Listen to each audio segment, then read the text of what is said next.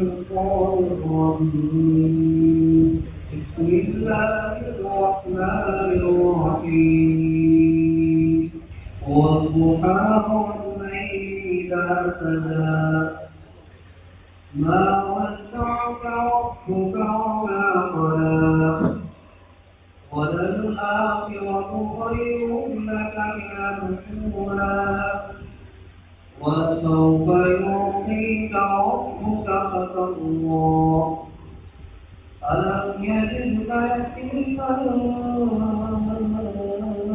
فآوى ووجدك ضالا فهدى ووجدك عائلا فأغنى فأما اليتيم فلا تقهر وأما السائل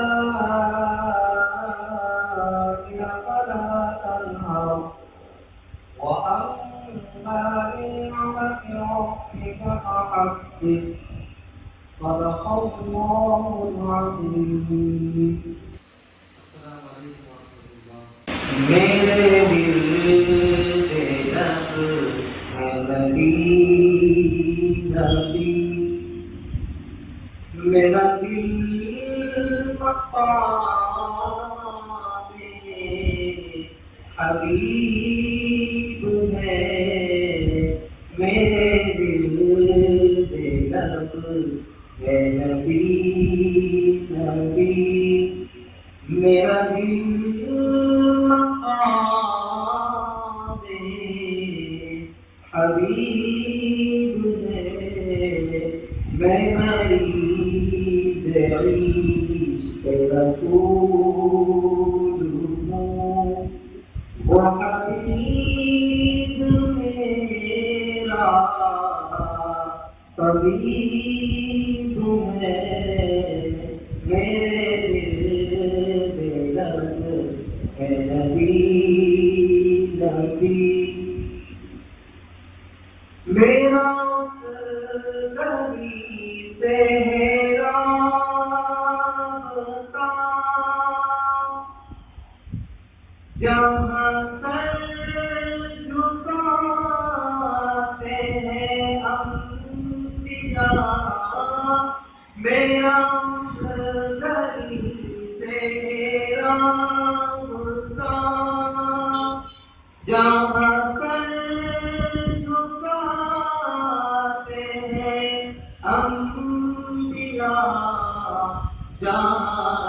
رحمتوں کا نزول ہے وہ جو عرش حق کے قریب ہے میرے لب ہے نبی نبی. اور یہ شعر الحمدللہ میں عالم میں ہوں مبتلا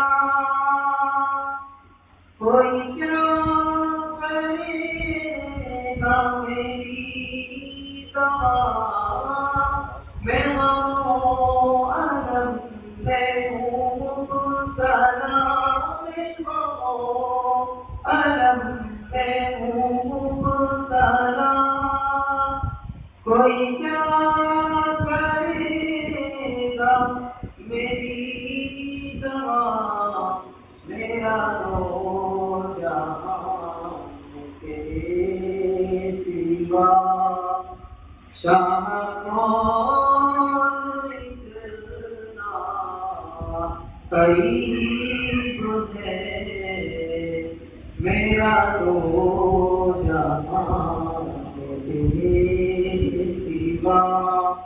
شاہ کون اتنا قریب ہے میرے دل پہ نبی نبی وہ بھی خوب دل سے ملائکہ میرے سامنے جو سردی ہوں وہ بھی خوب بنتے ملائکہ میرے سامنے تھے جو سردی ہوں وہ میرا عروج و کمال تھا وہ میرا عروج و کمال تھا یہ سوال کتنا عجیب ہے میرے دل میں نبی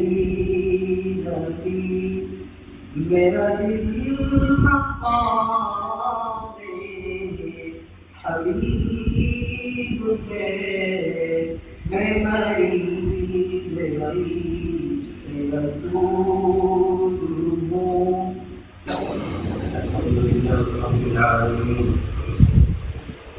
والصلاة والسلام على سيد الأنبياء والمرسلين محمد بن عبد الله وعلى آله وأصحابه أجمعين أما بعد أعوذ بالله من الشيطان الرجيم بسم الله الرحمن الرحيم آمن الرسول بما أنزل إليه من ربه والمؤمنون كل آمن بالله وملائكته وكتبه ورسله لا نفرق بين أحد من رسله وقالوا سمعنا وأطعنا غفرانك ربنا وإليك المصير صدق الله مولانا العلي العظيم. میرے معزز بزرگان دین اور امت کے بڑے اور میرے ساتھی حضرات علماء کرام اور اس امت کا اہم ذخیرہ نوجوان ان تمام آپ حضرات کا ممنون ہوں مشکور ہوں کہ آپ حضرات نے اپنے دین کے وقت سے اس وقت کو خاتم کیا اور یہاں تشریف لائے. یقیناً یہ اس بات کی دلیل ہے کہ آپ اللہ تبارک و تعالیٰ کے محبوب پر نازل ہونے والے اس دین سے اور اس شریعت سے محبت بھی رکھتے ہیں اور حق کو سمجھنے کی اور حق تک پہنچنے کی کوشش بھی کر رہے ہیں. اللہ تبارک و تعالیٰ تمام کو حق کے اوپر ثابت قدم رہنے کی توفیق عطا فرمائے. میں بھی اہم موضوع تک پہنچنے سے پہلے چند باتیں آپ کے سامنے رکھنا چاہتا ہوں. سب سے پہلی چیز یہ ہے کہ اس پروگرام کے ذریعے ہم کسی کے ساتھ مخالفت نہیں کرنا چاہتے, ہم کسی سے رد مقابل نہیں کرنا چاہتے, ہم کسی سے جھگڑنا نہیں چاہتے, بلکہ ہم مثبت انداز میں حق کو آپ کے سامنے رکھنا چاہتے ہیں. لہذا کوئی بھی جو یہاں موجود ہے وہ اس اپنے ذہن سے اس بات کو نکال دیں کہ ہم ان کے رد مقابل ہیں یا ہم ان کو نیچے اٹھانے کی کوشش کر رہے ہیں. اگر آپ اس ذہن کے ساتھ اس پروگرام کو سنیں گے تو مجھے یقین ہے کہ اس اخلاص کی وجہ سے اللہ تبارک و تعالیٰ ہدایت کے راستے کھول دے. اس پروگرام کے اندر ہم جاوید احمد غامدی کے کچھ اقوال اور ان کے کچھ نظریات آپ کے سامنے رکھیں کہ وہ اس کے اوپر بات کریں گے. کہ جاوید احمد غامدی کے باتیں قابل اعتراض بہت سی ہیں, ان تمام کو بیان نہیں کیا جا سکتا. ایک پروگرام کے اندر ان تمام کے اوپر تفصیلی گفتگو نہیں ہو سکتی.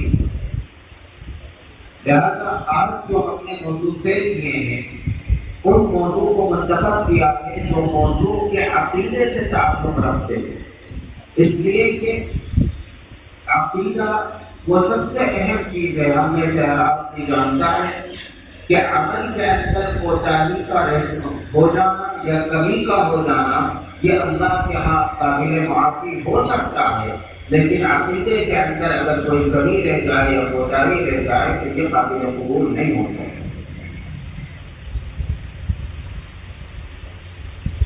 اور ایک خاص بات یہ ہے کہ میں نے جو آیت آپ کے سامنے تلاوت کی ہے وہ آیت کی عقیدے ہی سے متعلق ہے۔ اللہ تبارک و تعالیٰ ارشاد فرماتا آمن الرسول بما انزل الیہ من ربہ والمؤمنون، کہ اللہ تبارک و تعالیٰ نے جو کچھ نازل کیا ہے اس پر تمام رسول ایمان لے آئے اور مؤمنین اس پر ایمان لے آئے۔ کلن، پھر اس کی وضاحت کی کہ اللہ نے کیا نازل کیا، کلن آمن باللہ، جو ان میں سے ہر ایک اللہ کی ذات کے اوپر ایمان لے آئے، وملائکتہ، اور اس کے فرشتوں کے اوپر ایمان لے آئے، وکتبہ، اور اس کی تمام نازل شدہ کتابوں کے اوپر ایمان لے آئے، ورسلہ، اور اس کے تمام رسولوں کے اوپر ایمان لے آئے۔ اور یہ بات مسلم ہے، ہر آدمی اس بات کو مانتا ہے کہ قرآن کریم قانون کی کتاب ہے۔ قانون کی کتاب کا مطلب یہ ہے کہ اب اس کا کوئی شاگرد ہوگا۔ قانون کے اندر جزئیات نہیں بیان کیے جاتے ہیں۔ میں اس کی مثال پہلے بھی دے چکا ہوں کہ آپ کے ہاں آپ کی بستی کے اندر ایک آدمی کوئی قانون کے خلاف کام کرتا اور پھر وہ یہ مطالبہ کرے کہ ہندوستان کا جو سنویدھان ہے اس کے اندر یہ لکھاؤ جو میں کر رہا ہوں، تو یہ تو اس کا سوال ہوگا، کیا یہ سوال قابل قبول ہوگا؟ اس لیے کہ وہ کتاب جزئیات نہیں بیان کرتی ہے، وہ قانون کی کتاب ہے، وہ کلیات بیان کرتی ہے، اور پھر وہ یہ کہہ دیتی ہے کہ اب پولیس کے جو ادھیکاری ہیں ان کو اختیار ہوگا کہ وہ ان جرموں کو کس طریقے سے دیکھتے ہیں اور اس کی کیا اہمیت وہ سمجھتے ہیں، اس کے اعتبار سے وہ اس کے اوپر جرم عائد کر سکتے ہیں۔ اب اسی نے اختیار کیا پولیس کو۔ اب ایک آدمی ممبر محلے کا وہ کہنے لگے نہیں میں تو چاہوں وہ ان کے اوپر جرم عائد کر دوں، تو کیا اس محلے کے ممبر کا یہ کہنا صحیح ہوگا؟ جس کو اختیار کیا گیا ہے وہی اس کے اوپر جرم عائد کر سکتا ہے، اور اختیار بھی وہی لے کی کتاب۔ آپ سمجھ رہے ہیں نا؟ اسی طرح قرآن کریم کا معاملہ ہے کہ قرآن کریم قانون کی کتاب ہے، اور یہ قرآن کریم کیونکہ قانون کی کتاب ہے تو قرآن کریم نے جزئیات کے لیے اختیار دیا، اور اختیار کس کو دیا ہے؟ نبی کو دیا۔ ما آتاکم الرسول فخذوه وما نهاکم عنه فانتهوا واتقوا اللہ۔ قرآن کریم کہتا ہے کہ تم کو رسول جو دیں اس کو لے لو، جو کچھ بھی رسول نے اسے لے لو، وما نهاکم عنه، اور جس سے تم کو روکنے کو کہیں اس سے رک جاؤ۔ تو اختیار کس کو دے دیا قرآن نے؟ رسول کو دے دیا، تو اب رسول جزئیات بیان کریں۔ تو میں یہ کہہ رہا تھا کہ کیونکہ جو آیت میں نے تلاوت کی تھی وہ عقیدے سے متعلق ہے، اس کے اندر 4 چیزوں کو اللہ تبارک و تعالیٰ نے بیان کیا۔ سب سے پہلے اللہ تبارک و تعالیٰ کی ذات، جو اس کے اوپر ایمان لاتے ہیں تمام رسول، تمام نبی اور مومنین۔ دوسرے نمبر پر اس کے فرشتوں پر ایمان لاتے ہیں۔ تیسرے نمبر پر اس کے رسولوں کے اوپر ایمان لاتے ہیں اور اس کی کتابوں پر ایمان لاتے ہیں۔ یہ 4 چیزیں بیان کی ہیں اس آیت کے اندر اللہ تبارک و تعالیٰ نے۔ اب یہ جو ایمان ان 4 چیزوں کے اوپر ہوگا اس کی جزئیات اللہ کے رسول نے بیان کرنا، اس لیے کہ اللہ تبارک و تعالیٰ کی ذات کے اوپر ایمان کیسا ہونا چاہیے اس کی وضاحت کون کرے؟ اللہ کے رسول کریں گے۔ لہٰذا یہاں پر صرف ایک نقطہ مجھے آپ کے سامنے بیان کرنا ہے۔ یہ یوں کہیے ان چار چیزوں میں سے صرف ایک چیز کو لینا ہے، وہ کہ رسولوں کے اوپر ایمان۔ جب رسولوں پر ایمان کہہ دیا قرآن نے، تو اب رسولوں سے متعلق تمام چیزوں پر ایمان رکھنا یہ عقیدہ رکھے گا، اس لیے کہ قرآن نے اس کو ایمان سے جوڑا۔ شروع میں کیا کہا رسول، کہ رسول اور سارے کو مومنین سب ایمان لاتے ہیں ان چیزوں کے اوپر۔ تو ایمان کے لیے اس کا مطلب اب یہ عقیدے سے متعلق چیزیں ہو، لہذا رسولوں کے اوپر ایمان کیسا ہونا چاہیے؟ لہذا میں یہ کہہ رہا تھا کہ رسولوں کے اوپر جو ایمان ہے اس کی تشریح نبی کریم علیہ الصلوۃ والسلام کریں گے۔ رسولوں کے اوپر ایمان کا مطلب یہ ہے کہ رسولوں سے متعلق تمام چیزوں پر ایمان لانا پڑے، ان کے اوپر نازل ہونے والی وحی کے اوپر ایمان لانا پڑے گا۔ اسی طریقے سے انبیاء کرام علیہ الصلوۃ والتسلیم کے معجزات کے اوپر ایمان لانا پڑے گا۔ اسی طریقے سے ان کی زندگی کے وہ واقعات جو قرآن یا حدیث کے اندر آ گئے ہیں ان پر ایمان لانا پڑے گا۔ لہٰذا کوئی اس کو یہ نہیں کہہ سکتا کہ یہ تو قصے اور کہانی بیان ہو رہی۔ اب جب اس کو ایمان کہہ دیا رسولوں کا، تو اب رسولوں سے متعلق تمام چیزیں ایمانیات کا حصہ بن گئی اور عقیدے کا جز بن گئی۔ لہٰذا نبی کریم علیہ الصلوۃ والسلام کا جو واقعہ ہے معراج میں، اس کا تعلق بھی عقیدے سے ہے یا نہیں؟ یا قصے اور کہانیوں کی بات ہے؟ واقعہ معراج جو ہے اس کا تعلق کس چیز سے ہوگا؟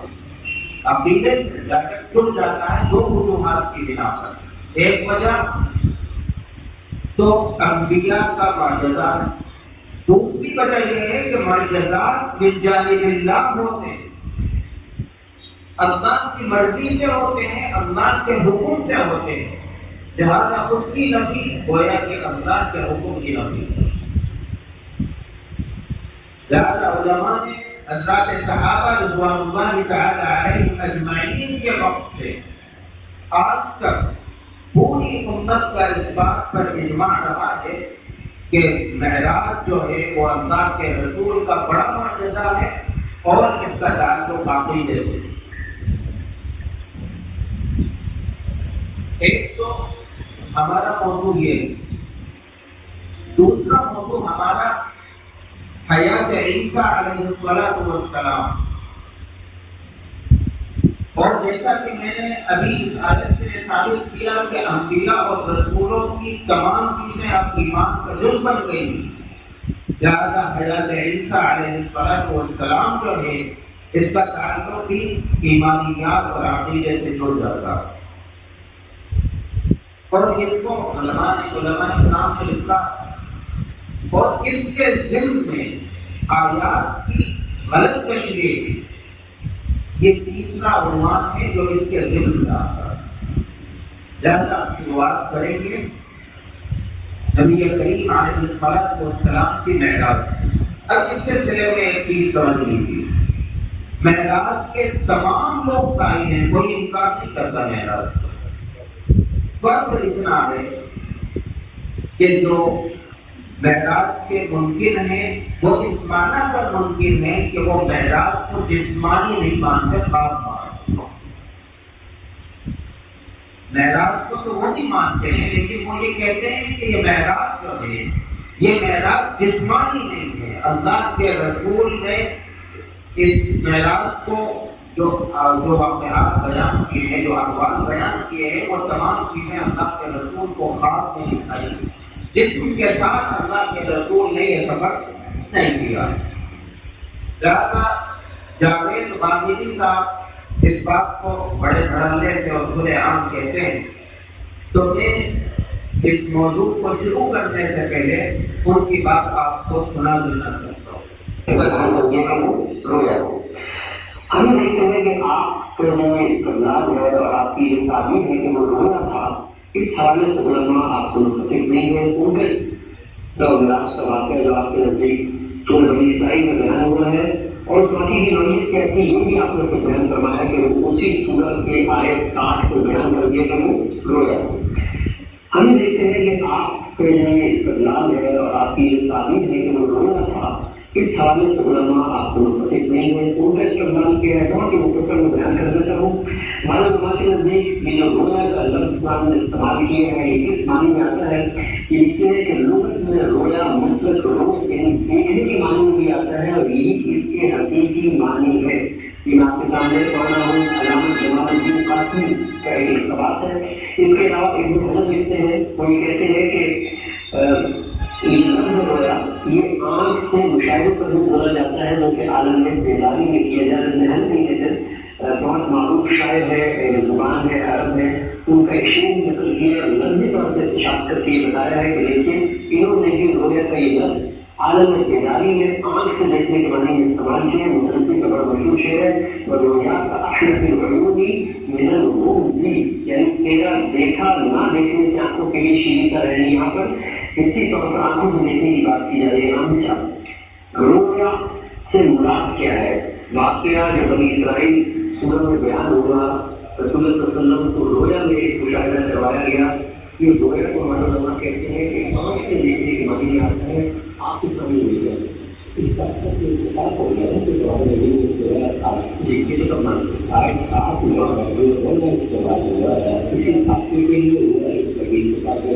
اس کا حوالہ میں سے پہلے دیکھتے ہیں میں بتا دوں گا آپ کو کہ جتنے قریب بلا مفسرین ہیں وہ سب کے سب یہ ماننے کے لیے مجبور ہے کہ سورہ بنی اسرائیل کی ابتدا میں اسراء کا جو واقعہ بیان ہوا ہے سورہ بنی اسرائیل کی آیت 60 میں اسی کو قرآن مجید میں بولا تھا. بالکل اس کا اتفاق ہوئی. اب یہ سوال ہے کہ رویا سے بات کیا ہے یہ کیا عجیب زبان کا کوئی نہیں لفظ کبھی عجیب ماننے کا استعمال نہیں ہوا کوئی نیا لفظ قرآن کھا کے آیا اس کو استعمال نہیں ہوا. ہمیں اس کی تحقیق کرنا پڑے کہ استعمال کیا ہے. یہ عربی زبان کا معروف نہیں ہے. عربی زبان میں جگہ جگہ استعمال مجھ سے آپ کہہ رہے ہیں والے نہیں بتاؤں اس کے استعمال میں آپ کو حدیث سے اس کے استعمال میں آپ کو یہ بتاؤں کہ کلام عرب میں کہاں پر استعمال ہوا ہے. آپ استفسار کرتے چلے جائیے آپ کو ایک مثال ملتی ہے. یہ معروف لفظ ہے اور قرآن کا دعویٰ یہ ہے کہ وہ لسان عربی مبین ہے. کہ آخر ہمارے ساتھ مسئلہ کیا ہوتا ہے کہ قرآن ایک صحیح لفظ استعمال کرتا ہے قرآن ایک صحیح لفظ استعمال کرتا ہے اور نہیں رہے گا. ہم کہتے ہیں کہ تسلیم کریں گے ہمیں اس کو تسلیم کی تسلیم نہیں کیا. یہ دیکھیے آپ کے سامنے رکھ دیتا ہوں کہ رویا کا لفظ قرآن مجید میں کہاں کہاں استعمال ہوا ہے. اس سے آپ پورا معنی کر لیجیے. قرآن مجید کی سورہ یوسف میں آیت 45 ہے یا بناؤ اذکروا فی رویا ان کنتم لرؤیا ایک ہی آیت میں دو مرتبہ استعمال ہوا. ایک رویا یہی لفظ استعمال ہوا. اذکروا فی رویا ان کنتم لرؤیا یعنی بادشاہ برآمد فرما رہے ہیں. بھائی بادشاہ کیسا ہے نا جس نے خواب دیکھا تھا کہ میرے خواب کے معاملے میں مجھے بتاؤ اگر تم خواب کی تعبیر کر سکتے. آگے چلیے سورہ اسراء کا حوالہ اس سے پہلے آگے بڑھے. سورہ صافات میں سیدنا ابراہیم کے بارے میں قد صدقت الرؤیا انہ کذلک نجزی المحسنین. ابراہیم تم نے تو خواب کو سچ کر دکھایا. ہم اچھی رائے اختیار کرنے والے اچھا رویہ اختیار کرنے والوں کو ایسے ہی سزا دیا کریں. آگے دیکھیے سورہ فتح آیت 27 رسالت میں آپ صلی اللہ علیہ وسلم کا رویا نازل ہوا ہے اور اس میں کیا الفاظ ہے لقد صدق اللہ رسولہ رویا بلا. اللہ نے اپنے پیغمبر کو سچا خواب دکھایا ہے. استعمال ہوا. سورہ یوسف کی آیت 5 لا تقصد رویا کا لائق تو یقین لگے گا.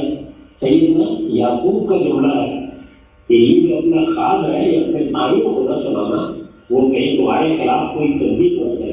اچھا اسی سورہ یوسف میں آیت 100 ہے جس وقت سیدنا یوسف کے والدین وہاں گئے کہ اس کے بعد سب کے سب بھائی ان کے سامنے جھک گئے. انہوں نے کیا کہا یا بتی حالت تعویل رویا قبل کا زیادہ ربی کا یہ میرے اسی خواب کی تعبیر ہے بیان، پروردگار نے اس کو سچ کر دیتا ہے۔ تو قرآن مجید میں یہ لفظ کتنے مقامات پر استعمال ہوا ہے، اور آپ دیکھیے کہ کیونکہ ایک معروف لفظ ہے تو ہر جگہ پر وہی ترجمات کرنے میں مجبور ہے، وہی بات کہنے میں مجبور ہے کہ باقی جگہوں پر یہ آپ کو دیکھنے کے لیے کیوں استعمال ہے؟ ان تمام مقامات پر علماء کے تراجم تفسیر و خواب کا ترجمہ کیا گیا، ہو نہیں سکتا اس کے علاوہ۔ اچھا، میں تو آپ سے کر رہا ہوں کہ معروف ترین لفظ ہے۔ آپ خواب کو کیا کہتے ہیں عربی میں؟ کسی طالب علم سے پوچھیے کہ بولا اچھا، اس کے بعد آپ حدیث پر آ جائیں۔ یہ میں آپ سے کر رہا ہوں کہ اب تو یہ کوئی مشکل کام نہیں ہے کہ آپ اندازہ کر سکتے ہیں کہ فلاں مسئلہ حدیث میں کتنے مقامات کا استعمال ہوا ہے۔ یہ کوئی 700 کے قریب مقامات کا استعمال ہوا ہے، اور ہر جگہ قابل کے معنی میں استعمال ہوا ہے۔ رسول اللہ صلی اللہ علیہ وسلم یہ لفظ استعمال کی رسالت آپ صلی اللہ علیہ وسلم نے استعمال کیا، صحابہ نے استعمال کیا، کسی چیز کی روایت میں استعمال کیا۔ حدیث کے نتیجے میں 700 کے قریب ایسے مقامات ہیں جن میں یہی لفظ استعمال ہوا، قابل کے لیے استعمال ہوا۔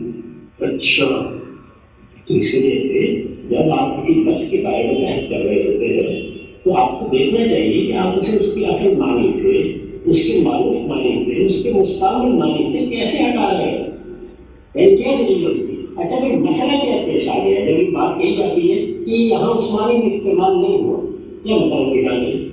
اللہ نے کر دیا ہے، آپ کو کیسے معلوم ہوا کہ اس معنی میں استعمال نہیں ہوا؟ کوئی دلیل ہے؟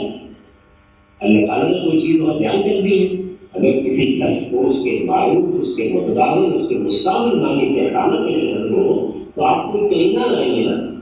میں آپ کو مثالیں دیتا ہوں کیسے طریقہ ہے۔ ہمارے یہاں سے خواب بولتے ہیں، میں یہ کہوں گا کہ میں نے خواب دیکھا رات کو، کوئی تردد ہوگا آپ کو اس معاملے میں؟ نہیں، لیکن میں ایک اور جملہ بولتا ہوں، میں یہ کہتا ہوں کہ پاکستان ایک شاعر کا خواب ہے، تو یہاں آپ کس معنی میں استعمال ہوئے؟ جو خیال کے بردار مستقبل کے کار کے معنی میں استعمال ہوئے، یہ مجاز کے استعمالات، یہ اختیاراتی استعمالات ہوتے ہیں۔ آپ حضرات نے اس ویڈیو کو دیکھا اور میں یہ سمجھتا ہوں، مجھے یقین ہے کہ آپ حضرات میں سے اکثر لوگ اس کی بات سے متفق ہو گئے ہوں گے۔ انہوں نے سورہ بنی اسرائیل کی آیت نمبر 60 سے استدلال کیا، اور وہ آیت میں آپ کے سامنے پڑھ دیتا ہوں۔ وَمَا جَعَلْنَا الَّذِي أَرَيْنَاكَ إِلَّا فِتْنَةً لِلنَّاسِ وَالشَّجَرَةَ الْمَلْعُونَةَ فِي الْقُرْآنِ، یہ آیت ہے وَمَا جَعَلْنَا الَّذِي، ذرا اس کا ترجمہ نہیں کر دیجیے۔ انہوں نے یہ کہا تھا، دعوت کیا تھا کہ کسی نے اس کے کوئی اور معنی لیے ہی نہیں تھا، مفسرین نے اس کا خواب نہیں لیے، اس کی حقیقت دیکھ کیا۔ ایک مزے کی بات میں آپ کو بتا دوں کہ یہ حمیدی صاحب، ان کا شجرہ بھی معلوم ہے آپ میں سے کسی کو، ان کے استاد ہیں استاد فراغی، اور ان کے استاد ہیں امین احسن اصلاحی، اور بقول ایک بڑے عالم تھے کہ یہ دونوں چلے ہوئے کارکن ہیں، اس لیے کہ ان کے نظریات کو بہت پہلے امت نے رد کر دیا، اور سچائی یہ ہے کہ آج یہ نیا لبادہ اوڑھ کر انہی کے نظریات کو دوسرے عنوان سے پھیلانے کا کام کرتا ہے۔ لہذا یہ اپنے بڑوں کے نظریات امت کے اندر پھیلانا چاہتے ہیں، اور میں آپ کو اسلامی صاحب کی تفسیر سے ہی اس آیت کا ترجمہ دکھاؤں گا، چھوڑ دیجیے اور دوسرے لوگوں کو۔ میں کہتا ہوں کہ ہمارے علماء کی بات چھوڑیے، امین احسن اصلاحی جو ان کے استاد ہیں انہی کا ترجمہ آپ کو انشاءاللہ دکھا دیتا ہوں۔ اور یاد کرو کہ ہم نے تم سے کہا کہ تمہارے رب نے لوگوں کو اپنے گھیرے میں لے لیا، اور وہ رؤیا جو ہم نے تم کو دکھائی۔ میں آپ سے ایک بات پوچھتا ہوں کہ یہ اردو میں عربی کا ترجمہ کر رہے ہیں، کیا اردو کے اندر رؤیا کو کیا کہتے ہیں؟ خواب کہتے ہیں نا، تو انہیں یہاں کیا لکھنا چاہیے تھا؟ خواب لکھنا چاہیے تھا، انہوں نے خواب کیوں نہیں لکھا؟ انہوں نے رؤیا کو رؤیا ہی کیوں لکھا؟ آپ انگلش سے اردو کے اندر ٹرانسلیشن کریں گے تو کیا انگلش جب وہ لفظ جس کا اردو کے اندر اپنا ایک الگ لفظ ہے تو کیا اس میں انگلش کا سیم ورڈ آپ یہاں نہیں دیں گے؟ اس کا مطلب کیا ہے؟ اس کا مطلب یہ ہے کہ دل میں چھوڑ ہے۔ اب اگر آپ ذرا سا مولانا مودودی کا مولانا مودودی کا یاد کرو کہ محمد صلی اللہ علیہ وسلم ہم نے تم سے کہہ دیا تھا کہ تیرے رب نے ان لوگوں کو گھیر رکھا ہے اور یہ جو کچھ ابھی ہم نے تمہیں دکھایا ہے کیا لکھا ہے؟ جو ہم نے تم کو دکھایا خواب نہیں لکھا۔ آپ دیکھ رہے ہیں خواب نہیں لکھا، ہم نے جو تمہیں دکھایا ہے اس کو اور اس طرف کو جس پر قرآن میں لعنت کی گئی خواب نہیں لکھا ہے۔ اور دوسرے علماء مطلب یہ کہ جھوٹ یہی صاف ہو جاتا ہے۔ وہ کہتے ہیں کسی نے اس کا مطلب خواب کے علاوہ یہی نہیں ہے، سب نے یہ بات مانی ہے کہ یہ خواب ہے۔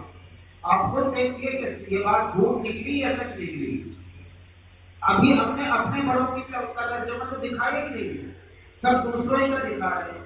ذرا جونا گڑی کا دکھائیے گا، دیکھیے یہ محمد جونا گڑی کا، اور یاد کرو جب ہم نے آپ سے فرما دیا کہ آپ کے رب نے لوگوں کو گھیر لیا ہے، جو رؤیا ابے کے بریکٹ میں کیا لکھنا ہے؟ رؤیا کو رؤیا ہی لکھا، جیسے کہ ابھی حسن اسلامی نے کیا تھا، رؤیا کو رؤیا ہی لکھا ہے، اس کے بعد بریکٹ میں عینی رؤیت لکھا، آنکھ سے دیکھنا۔ اس رؤیا کی جو تشریح بریکٹ میں لکھنا ہے آنکھ سے دیکھنا۔ یہ جونا گڑھی کی ہمارے بڑے نہیں، ہم اس سے برات کرتے ہیں۔ اب اپنے بڑوں کو بھی دکھائیے، یہ دیکھیے حضرت مفتی تقی صاحب کیا لکھتے ہیں، اور اے پیغمبر وہ وقت یاد کرو جب ہم نے تم سے کہا تھا کہ تمہارے پروردگار اپنے علم سے تمام لوگوں کا احاطہ کیے ہوئے ہیں، اور ہم نے جو نظارہ تمہیں دکھایا ہے اپنے بڑے کا ہم نے سب سے بعد میں دکھایا، لیکن خواب کہیں بھی نہیں ہے، کسی نے بھی خواب نہیں لکھا۔ آپ 4 ترجمے دیکھ چکے ہیں، 4 میں سے ایک بتائیے جہاں خواب لکھا ہو۔ کسی نے دیکھا خواب؟ دیکھا کہیں؟ رؤیا کو دیکھا، عربی ورڈ تو دیکھا ہوگا لیکن خواب نہیں دیکھا ہوگا ترجمے میں کہیں۔ تو کیا پوری امت گمراہ ہے؟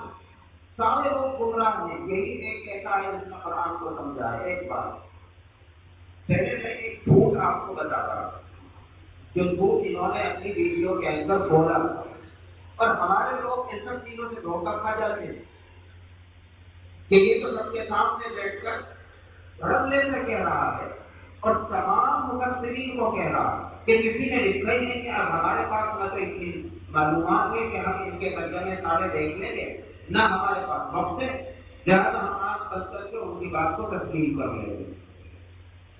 اور پھر ہوتا کیا ہے؟ پھر دین سے دور ہوتے چلے جاتے ہیں، اور اس کی انتہا میں وہ جملہ اپنی زبان سے ادا نہیں کرنا چاہتا۔ اللہ تبارک و تعالی محفوظ کرے۔ اپنے ذرا سا انہوں نے جو بات کہی کہ قرآن کریم کی کئی آیتیں بیان کی، انہوں نے سورہ یوسف کی آیت نمبر 45 کا تذکرہ کیا، جس کے اندر عزیز مصر نے ایک خواب دیکھا تھا اور اس خواب کے لیے سوال کیا تھا اپنے نجومیوں سے کہ بھائی اس خواب کی تعبیر بتاؤ۔ وہ قرآن کریم میں یا ایھا الملأ افتونی فی رؤیایا ان کنتم لرؤیا تعبرون۔ دوسرا انہوں نے سورہ یوسف کی آیت نمبر 5 کا حوالہ دیا، جب حضرت یوسف علیہ السلام نے بچپن میں خواب دیکھا تھا اور اپنے والد سے بیان کیا تھا، تو انہوں نے کیا کہا تھا؟ لا تقصص رؤیاک علی اخوتک۔ اسی طریقے سے انہوں نے سورہ یوسف کی آیت نمبر 100 کا تذکرہ کیا کہ جب حضرت یوسف علیہ السلام کے والدین مصر آئے اور انہوں نے ان کا استقبال کیا اور ان کو اس پر تخت پر بٹھایا اور ان کے بھائی سجدے میں گر گئے، تو حضرت یوسف علیہ السلام نے اپنے والد سے کہا تھا یا ابت ھذا تأویل رؤیایا من قبل، یہ جنہوں نے ان تمام آیتوں کا حوالہ دیا اور ایک انہوں نے سورہ صافات میں حضرت ابراہیم علیہ السلام کے خواب کا تذکرہ کیا، جس میں اللہ تبارک و تعالی نے ان سے کہا تھا قد صدقت الرؤیا، کہ تم نے اپنا خواب سچ کر دکھایا۔ اسی طریقے سے انہوں نے نبی کریم علیہ السلام کے خواب کا بھی تذکرہ کیا، جس کے اندر قرآن کریم نے جس کا تذکرہ کرتے ہوئے ارشاد فرمایا ہے لقد صدق اللہ رسولہ الرؤیا بالحق۔ ان 4-5 آیتوں کا انہوں نے تذکرہ کیا۔ ذرا سا آپ چیزوں کو سمجھنا چاہیں گے تو چیزیں بڑی آسان ہو جائیں۔ جو باتیں یہ کہہ رہے ہیں ہم کوئی نئی بات نہیں کرتے، ہم انہی باتوں کو بیان کرتے ہیں۔ یہ تمام آیتیں ان کے خلاف دلیل بنتی ہے۔ یہی آیت کیسے کہ ان تمام آیتوں میں جس خواب کا تذکرہ ہے اس خواب کی تعبیر کا بھی تذکرہ ہے۔ آپ سمجھ رہے ہیں؟ حضرت یوسف علیہ السلام نے بچپن میں خواب دیکھا تو خواب نے کیا کہا؟ کیا کہا تھا؟ لا تقصص رؤیاک علی اخوتک، یہ خواب دیکھا تھا تو بعد میں کہا کہ اپنے اس خواب کو بیان مت کرنا۔ اس کی تعبیر بھی قرآن میں موجود ہے، یا ابت ھذا تأویل رؤیایا، تعبیر مل گئی، سمجھ رہے ہیں نا؟ اسی طریقے سے عزیز مصر نے خواب دیکھا، اس کی تعبیر ملی یا نہیں ملی؟ حضرت یوسف علیہ السلام کو جب حاکم بنا دیا گیا تو اس وقت جو خواب کی تعبیر بیان کی گئی تھی وہ تمام واقعات پیش آئے نہیں آئے، قرآن کریم نے ان کو کئی آیتوں میں بیان کیا، یعنی خواب میں تعبیر ہے۔ اسی طرح ایک چیز انہوں نے بیان نہیں کی وہ میں بیان کر دیتا ہوں۔ حضرت یوسف علیہ السلام جب جیل گئے تو 2 جیل کے ساتھیوں نے خواب دیکھے تھے، اس کی تعبیر بھی موجود ہے، ان کی تعبیر بھی موجود ہے۔ اور حضرت ابراہیم علیہ السلام کے جس خواب کا انہوں نے تذکرہ کیا اس کی تعبیر بھی موجود ہے۔ قرآن کریم کہتا ہے قد صدقت الرؤیا، کہ تو نے تو اپنا خواب سچ کر دیا۔ نبی کریم علیہ السلام کا جو خواب ہے اس خواب کی تعبیر ہی قرآن کریم نے بیان کی ہے۔ لقد صدق اللہ رسولہ الرؤیا بالحق، نبی کریم علیہ السلام نے خواب دیکھا تھا کہ میں مکہ گیا ہوں اور عمرہ کر رہا ہوں۔ تو صحابہ سے کہا کہ میں نے خواب دیکھا ہے عمرہ کر رہا ہوں، صحابہ کے ساتھ پھر اللہ کے رسول عمرے کے لیے نکلے، لیکن مکے والوں نے روک دیا، صلح حدیبیہ ہوئی۔ تو صحابہ اکرام کو حیرت ہوئی کہ آپ تو نبی ہیں، رسول ہیں، اور رسول کا خواب تو جھوٹا نہیں ہوتا، پھر ہم کیسے روک دیے گئے؟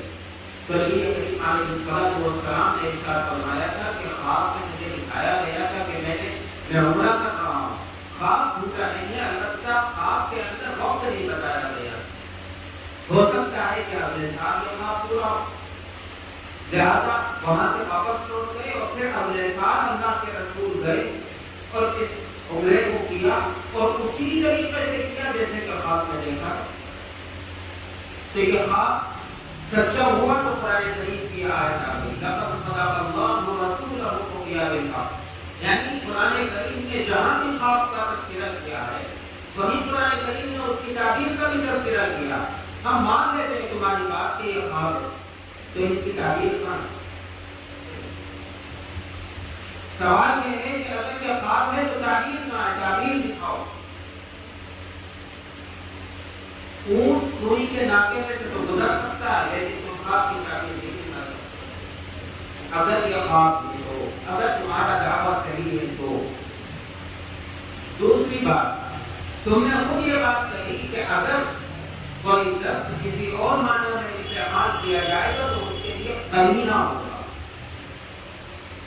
کہیں انہوں نے آواز آپ نے سنی؟ جب بس ویسے ہی سنا ہے نا، جب کوئی لفظ کسی اور معنی میں اگر استعمال ہوگا تو اس کے لیے قرینہ ہوگا. قرینہ تو موجود ہے. کس نے کہا قرینہ نہیں؟ ذرا سا غور کریں. قرآن کریم کیا کہتا ہے؟ اور ہم نے جو نظارہ تمہیں دکھایا ہے اس کو ہم نے کافر لوگوں کے لیے بس ایک فتنہ بنا دیا. یہ قرینہ ہے. مجھے ایک بات بتائیے، میں آپ سے آ کر صبح کو یہ کہوں کہ رات میں خواب میں امریکہ گھوم کے آیا ہوں، آپ کو حیرت ہوگی؟ کیوں؟ اس لیے کہ خواب میں تو آدمی نہیں جا سکتا. ایسا ہے نہیں. قرآن کریم کیا کہہ رہا ہے کہ اس کو ہم نے کافروں کے لیے فتنہ بنا دیا. اس معراج کو اور جو چیز تم کو دکھائی اس کو ہم نے فتنہ بنا دیا. فتنہ کیسے ہوگا؟ اللہ کے رسول اس معراج کے واقعے سے پہلے وحی کا تذکرہ کرتے تھے کہ نہیں کرتے تھے؟ جب تو کفار مکہ نے واقعہ نہیں کیا. اللہ کے رسول یہ کہتے ہیں میرے پاس جبریل آتے ہیں اور اب یہ حکم آ گیا، اب یہ حکم آ گیا. کفار خاموش رہتے تھے. لیکن جب معراج کا تذکرہ کیا تو ایک ہنگامہ ہو گیا، اس لیے کہ تصورات الگ چیز ہے. مجھے کوئی وہم ہوتا ہے یا مجھے کوئی خواب نظر آتا ہے تو یہ تو ممکن ہے، ہو سکتا. لیکن اگر میں یہ کہوں کہ میں راتوں رات امریکہ گیا اور گھوم کے واپس آ گیا تو آپ کیا کہیں؟ تو اعتراض کس پر ہوگا؟ اعتراض اس پر ہوگا جو خلاف عقل ہوگا. اور خواب کا آنا یہ خلاف عقل ہے ہی نہیں. اس لیے کہ خواب میں تو کچھ بھی آ سکتا ہے. تو یہ فتنہ کیسے بنے گا؟ یہ تو فتنہ کا لفظ ہے. یہی قرینہ ہے اس بات کا کہ یہ خواب آنکھوں سے دیکھ، یہ خواب نہیں ہے بلکہ یہ آنکھوں سے دیکھنا. یہی اس بات کا قرینہ. دوسری بات، ابھی ہم نے اپنی بات کی نہیں، ابھی تو دو دلائل انہوں نے پیش کیے تھے، اسی پر بات ہو رہی ہے. تیسری بات یہ ہے کہ آپ نے بنی اسرائیل کی آیت نمبر 60 کو کوٹ کر دی، ایک کو بھول گیا. سب سے پہلی اسی سورت کی پہلی آیت کو آپ بھول گئے. قرآن کریم کہتا ہے سبحان الذی اسری بعبدہ لیلا من المسجد الحرام الى المسجد الاقصى. یہ پہلی آیت ہے. آپ اس کو بھول گئے. 60 آپ کو یاد رہی اس لیے کہ دھوکہ دینے کا یہاں موقع نہیں تھا، وہاں موقع تھا. اب مجھے ایک بات بتلائیے، قرآن کریم صراحت سے کہہ رہا کہ پاک ہے وہ ذات جو لے گئی ایک رات کے ایک حصے میں لیلن کہا، اللیلہ نہیں کہا، لیلن. جو عربی جانے وہ سمجھتے ہیں رات کے ایک حصے میں، ایک چھوٹے سے حصے میں، من المسجد الحرام الى المسجد الاقصى. پاک ہے وہ ذات. اب یہاں پر بالکل صریح ہے، اب یہاں پر اسرا یسری یہ لفظ استعمال ہوا. اسرا کے معنی کیا؟ رات کے ایک حصے میں جانا یا رات کے ایک حصے میں سفر کرنا. قرآن کریم میں یہ دو جگہ پر آیا یہی لفظ. اگر آپ یہاں اس لفظ کے معنی خواب لیتے ہیں تو پھر وہاں بھی آپ کو اس کے معنی خواب لینے پڑے. حضرت لوط علیہ السلام کے واقعے میں فَاسْرِ بِأَهْلِكَ بِقِطْعٍ مِّنَ اللَّيْلِ، فَاسْرِ بِأَهْلِكَ بِقِطْعٍ مِّنَ اللَّيْلِ، یہاں بھی یہی لفظ استعمال کیا. اسی طرح حضرت موسیٰ علیہ السلام کے واقعے کے اندر بیان کیا ان اسر بعبادی انکم متبعون. یہی لفظ اگر ہم یہاں اس جگہ معراج کے سلسلے میں اس اسرا کے معنی اگر ہم خواب لیں گے تو پھر وہاں بھی خواب لینا پڑے گا. آپ مجھے بتائیے کہ حضرت لوط علیہ السلام کے قوم کے اوپر اللہ کو عذاب نازل کرنا اور اللہ تبارک و تعالیٰ کہتا ہے کہ تم اپنے گھر والوں کو لے کر راتوں رات نکل جاؤ، اس بستی سے دور چلے جاؤ، تو کیا وہ یہ کہہ رہا ہے کہ خواب میں چلے جاؤ؟ جی آپ کی عقل کیا کہتی ہے؟ کیا یہ بات سمجھ میں آنے والی ہے؟ اسی طرح حضرت موسیٰ علیہ السلام کے واقعے میں کیا کہتا ہے کہ فرعون کا خطرہ ہے، اب تم یہاں سے ہجرت کرو، اسری بعبادی، میرے بندوں کو لے کر نکل جاؤ، انکم متبعون، اس لیے کہ جب تم جاؤ گے تو یہ تمہارا پیچھا کرے گا، یہ جو فرعون ہے اپنی فوج کے ساتھ تمہارا پیچھا کرے گا، اس لیے رات میں نکل جاؤ۔ اب ہم دوسری جگہوں پر اس کے معنی، اس اسرا کے معنی رات کے اندر جاگتی حالت میں چلنے کو مان رہے ہیں، سفر کرنے کو مان رہے ہیں، لیکن اس جگہ کون سا قرینہ آ گیا کہ آپ نے اس کو خواب مان لیا؟ ابھی آپ کہہ رہے تھے نا کہ معنی سے ہٹنے کے لیے قرینہ چاہیے، تو آپ دکھاؤ قرینہ، یہ تو مطالبہ آپ سے ہے کہ آپ نے اس کو اصل معنی سے اگر ہٹایا ہے تو قرینہ لاؤ، قرینہ کہیں نہیں۔ سمجھ رہے ہیں آپ حضرات؟ لہذا اب اس میں ایک اور چیز، ایک اور موقع دیا جاتا ہے، وہ یہ کہ قرآن کریم نے بیان کیا ہے مکے سے مسجد اقصیٰ تک جانے کو، لیکن آسمان تک جانے کو بیان نہیں کیا، اس لیے کہ یہاں قرآن موجود ہے، سبحان الذی اسریٰ بعبدہ لیلا من المسجد الحرام الی المسجد الاقصیٰ، تو آسمانوں کا سفر کہاں ہے؟ یہ بالکل سمجھ میں آنے والی بات ہے کہ جب اللہ تبارک و تعالی مسجد حرام سے مسجد اقصیٰ تک لے جا سکتا ہے تو کیا آسمان تک نہیں لے جا سکتا؟ ایک بات۔ دوسری بات، تو اس کا مطلب یہ ہوا کہ نعوذ باللہ نبی کریم علیہ السلام جھوٹ بول رہے ہیں۔ کیا ہم میں سے کوئی یہ گوارا کر سکتا ہے کہ اللہ کے رسول کے بارے میں ایسی بات سوچے؟ اس لیے کہ آگے کے سفر کا تذکرہ روایات متواترہ سے ثابت۔ تو اب اگر ہم یہ مانیں کہ مسجد اقصیٰ تک تو سفر ہوا ہے، مان لیا، لیکن آسمان کا سفر نہیں مانیں گے، تو پھر آسمان کا جو سفر ہے اس کے سلسلے میں نعوذ باللہ اللہ کے رسول غلط بیان نہیں کر پائیں، اور اللہ کے رسول کے ان کے سلسلے میں اگر آپ ایسی بات سوچیں گے تو کیا آپ کا ایمان باقی رہ جائے گا؟ لہٰذا میں یہ سمجھتا ہوں کہ ابھی تک روایات کی بات ہی نہیں کی ہے، انہوں نے کچھ روایات کا بھی تذکرہ کیا تھا، سب جھوٹ ہے، سب بکواس ہے، اس لیے کہ ان حضرات کی صورتحال تو یہ ہے کہ ان کو اگر بات کرنے کے لیے دعوت دی جائے تو نہ تو خود آنے کو تیار ہوتے ہیں، نہ کسی عالم سے ملنے کو تیار ہوتے ہیں، اس لیے کہ بول بھول جاتی ہے۔ اور ہمارے علماء بھی ماشاءاللہ ان کے مشغولیات اتنی ہیں، وہ کہتے ہیں ان سب لوگوں کے چکر میں پڑ کے کیا پائے گا، یہ تو ویسے ہی گمراہ لوگ ہیں۔ لیکن اب ہمیں یہ ضرورت محسوس ہو رہی ہے کہ نہیں، اب ان لوگوں کو جواب دینا پڑے گا، ورنہ عوام جو ہے وہ ان کی باتوں سے بھٹک جائے گی۔ یہ دو روایتیں بیان کرتے ہیں، اس کے خواب ہونے کے سلسلے میں، اس سفر معراج کو خواب ثابت کرنے کے لیے دو روایتیں بیان کرتے ہیں۔ ایک حضرت عائشہ صدیقہ رضی اللہ عنہا کی ہے، جس میں وہ فرماتی ہے کہ میں نے اللہ کے رسول کو اپنے پاس سے غائب نہیں پایا، میں نے اللہ کے رسول کو اس رات اپنے قریب سے ایک منٹ کے لیے بھی غائب نہیں پایا۔ اور ایک روایت یہ پیش کرتے ہیں حضرت معاویہ رضی اللہ عنہ، ان روایات کی حقیقت کی سن لیجیے۔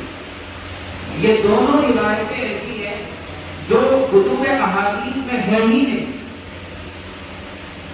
بلکہ سیرت کی کتابوں میں، اور یہ دونوں روایتیں محمد بن اسحاق سے ہیں، اور دونوں روایتیں مقبول ہیں۔ پہلی خرابی حکایات کی ہے کہ یہ روایتیں حدیث کی کتابوں میں نہیں ملتی۔ دوسری بات یہ ہے کہ یہ روایتیں کافی دن مقبول ہیں۔ محمد بن اسحاق حضرت عائشہ صدیقہ رضی اللہ عنہا کی اس روایت کے بارے میں یہ کہتے ہیں کہ میں نے یہ حضرت ابو بکر کے بعض گھر والوں سے سنا، حضرت عائشہ سے نہیں سنا۔ کس سے سنا؟ حضرت ابو بکر رضی اللہ عنہ کے بعض گھر والوں سے یہ سنا۔ محمد بن اسحاق یہ کہتے ہیں۔ اب ایک چیز اور کہ حضرت عائشہ کی روایت کو ویسے سمجھ نہیں ملا، پوچھئے کیوں؟ اس لیے کہ واقعہ معراج کہاں کا اور کب کا؟ ہجرت سے پہلے کا، ہجرت کے بعد کا؟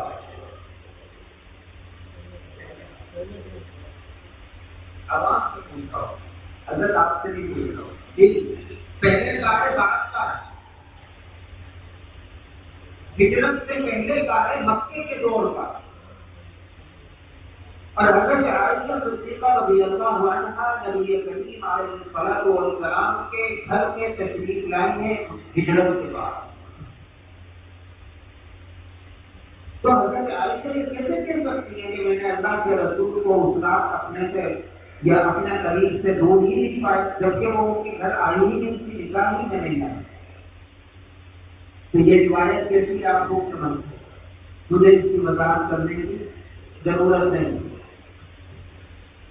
دوسری روایت جو ہے محمد بن اسحاق جو حضرت معاویہ رضی اللہ عنہ کی روایت بیان کرتے ہیں، وہ کہتے ہیں کہ میں نے سنا یعقوب ابن عتیبہ، اور یعقوب ابن عتیبہ کہتے ہیں کہ میں نے سنا حضرت امیر معاویہ رضی اللہ عنہ، اور یعقوب ابن عتیبہ کی ملاقات حضرت امیر معاویہ رضی اللہ عنہ سے ثابت بھی نہیں کی جا سکتی، ثابت بھی نہیں۔ یعقوب ابن عتیبہ کی ملاقات حضرت معاویہ رضی اللہ عنہ سے ثابت نہیں ہے۔ اب عجیب بات یہ ہے کہ ایک آدمی ایسی روایتوں کو لگ کر استدلال کرتا ہے قرآن کریم سے کہ مقصد سے ہٹ کر اس آیت کو پیش کرتا ہے جس کے اندر کچھ جھول پیدا کرنے کی گنجائش نکلتی ہے، اور پوری امت کے نظریے سے ہٹ کر ایک نئی بات کرتا ہے اور ہم لوگ اسے تسلیم کر لیتے ہیں۔ کیا یہ سمجھ میں آنے والی بات؟